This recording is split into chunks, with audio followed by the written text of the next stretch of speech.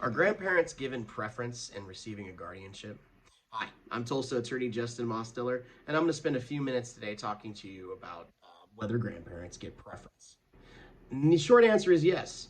In fact, in a guardianship context, Title 43 of Oklahoma statutes do provide a section that discusses preference.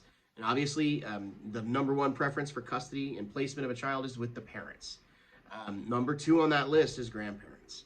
And that has been really an important factor in a lot of guardianship cases. If you've got an aunt or an uncle that wants custody in the guardianship, they're lower than the grandparents on that preference list. And all else being equal, that could be the deciding factor. Below the grandparents are just interested family members, of any relation to the child. Grandparents are number one past the parents. So if the parents aren't an option, the grandparents are the preferred choice. Sometimes the most difficult cases are when you're dealing with two grandparents that are essentially fighting over the guardianship. That can be a difficult place to be in because both those grandparents have the same preference. But ultimately, it comes down to what the best interests of the children are.